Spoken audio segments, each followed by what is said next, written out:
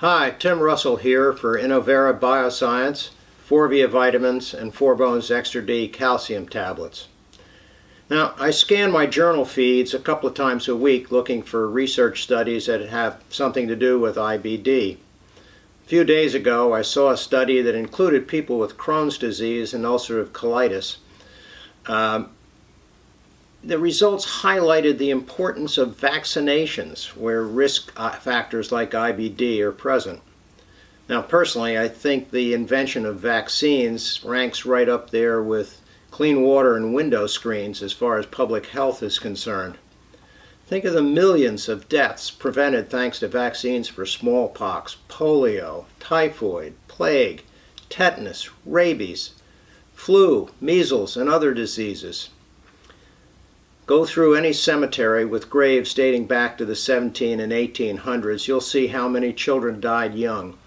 Many of them certainly due to diseases that no longer threaten us or our children because of vaccines.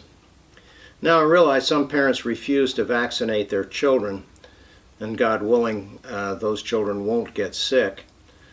But if those kids don't get the measles or other highly contagious diseases, their parents can thank their lucky stars that most other children have been vaccinated.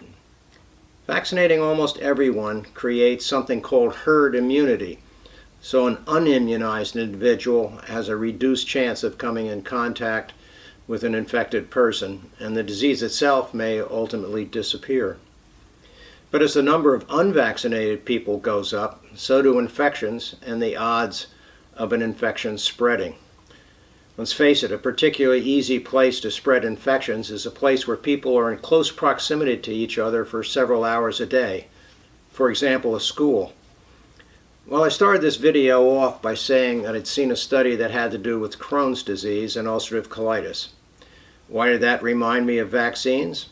Well, it was because the study was looking at human papillomavirus, or HPV. And the study looked at tissue samples from endoscopies. Now, the study was looking at HPV, and it found that there was a correlation between Crohn's disease being present and the presence of HPV, including the especially high-risk strains of HPV that lead to squamous cell carcinoma. Now, there's a vaccine now against HPV, and it's recommended for routine administration to boys and girls aged 9 to 12, and for older unvaccinated young people up to age 26 for girls, and 21 for boys, or 26 if they're immune compromised. The study results reinforce the desirability of vaccination against the human papillomavirus, particularly for young people diagnosed with IBD, and especially because some drugs used in treating IBD reduce the normal immune mechanism. Well, think it over, and thanks for watching.